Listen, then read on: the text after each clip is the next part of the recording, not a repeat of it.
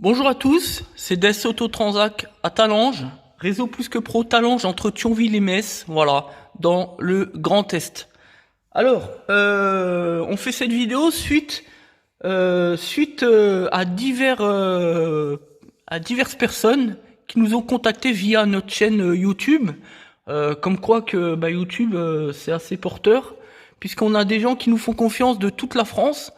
Voilà, qui nous confient leur véhicule depuis Caen, depuis la Normandie, depuis Paris, depuis Lyon, depuis Marseille. C'est devenu un petit peu, je dirais pas n'importe quoi, mais je veux dire, c'est impressionnant de savoir que les gens nous font confiance après nous avoir écoutés, après nous entendre, après évidemment avoir constaté que qu'il y a des garagistes qui peuvent bien faire les choses et qui s'occupent des besoins donc du consommateur. Et donc nous savons qu'il y a beaucoup de questions que les gens se posent. Alors je veux déjà donner une rectification sur la prise en charge. Vous savez, pour les modules de direction assistée, c'est un petit peu la maladie sur tout ce qui est 207, 208, après 2009, tout ça.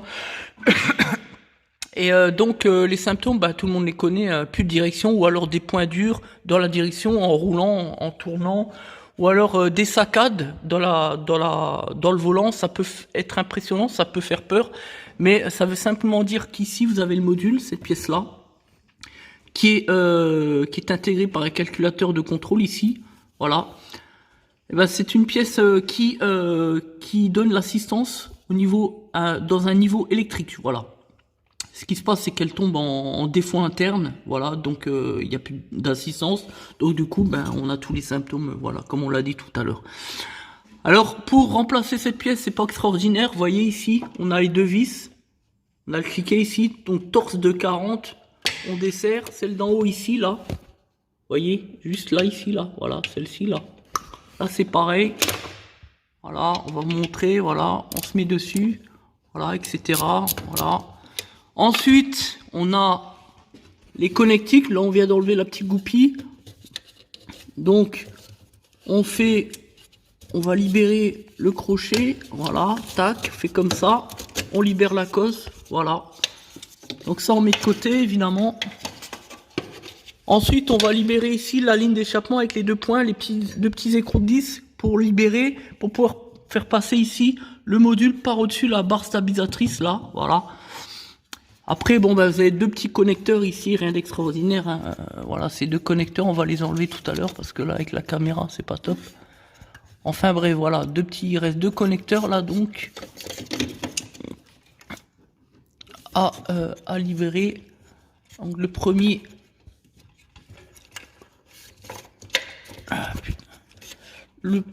voilà, tac. Et enfin, le second. Le second,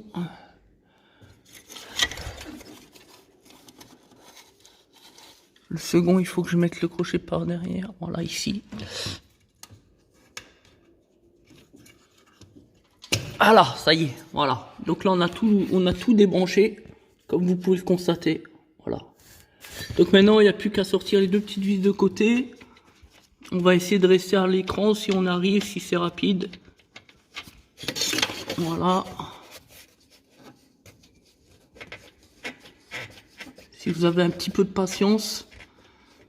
Et après, on va vous expliquer donc la petite particularité par rapport à la prise en charge PSA, parce que tout le monde, c'est sûr que voilà, tout le monde pense sur des idées reçues. C'est sûr que quand on se dirige sur les forums, on entend tout et n'importe quoi, et souvent bien que des conneries. Faut bien se le dire. Soyons clairs. Nous, on va rectifier les choses. C'est pas grand chose, mais au moins ça permet aux gens de mieux réfléchir intelligemment, c'est tout. Voilà, quand on veut un renseignement, on se renseigne auprès du concessionnaire et non pas sur les forums internet. Parce que sur les forums internet, on a des particuliers qui connaissent rien à l'automobile et qui pensent tout savoir, et à la fin ça se termine par des drames, par des gens qui écoutent les imbécilités de telle ou telle personne, et puis voilà, qui payent des sommes folles pour des choses qui n'ont pas lieu d'être faites, tout simplement. Voilà, donc là, on s'apprête à terminer de sortir la vis. C'est pas évident à une main parce que bon, voilà, on peut pas tout faire, tenir la caméra. Et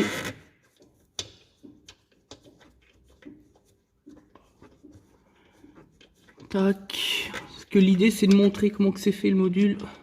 Voilà, la première vis, comme vous pouvez le constater, voilà, torse de 40.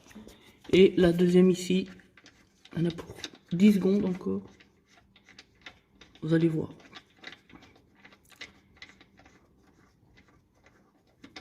Voilà.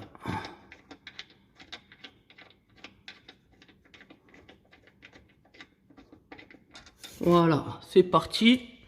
Alors, on va mettre ça ici. Voilà, donc, maintenant, il n'y a plus qu'à libérer, c'est enfantin, voilà. Vous voyez, tac, on est d'accord. Donc là, je vais tenir avec l'autre main. Voilà, vous voyez, on a déjà libéré. Voilà, donc là maintenant,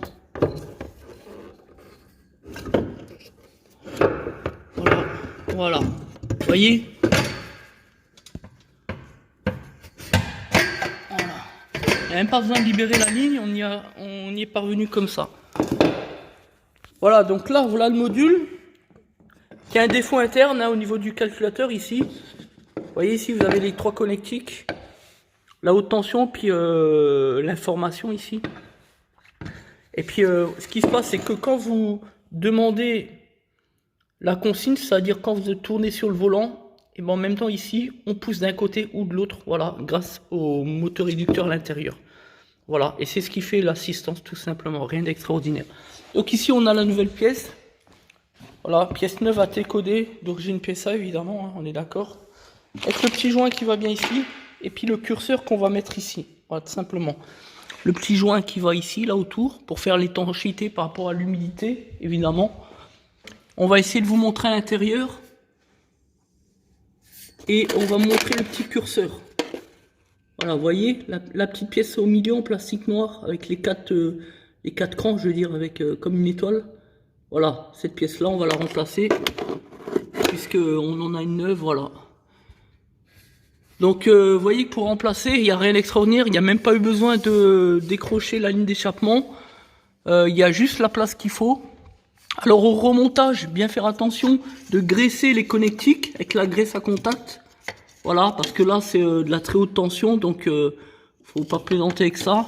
Bien souffler, bien nettoyer, bien dégraisser, comme toujours. Alors, maintenant, revenons sur le sujet qui fâche. Il y a beaucoup de gens qui pensent que y a une prise en charge PSA, c'est la règle des 10 ans, voilà. Voilà, jusqu'à 10 ans. Sauf que c'est vrai, oui et non. Ça dépend le véhicule. Pas pour tout type de véhicule. Il y a des véhicules où il n'y a pas de prise en charge du tout. Il y a des véhicules où il y a une prise en charge pour un certain nombre d'années. Et il y a des véhicules où c'est la règle des 10 ans. Voilà.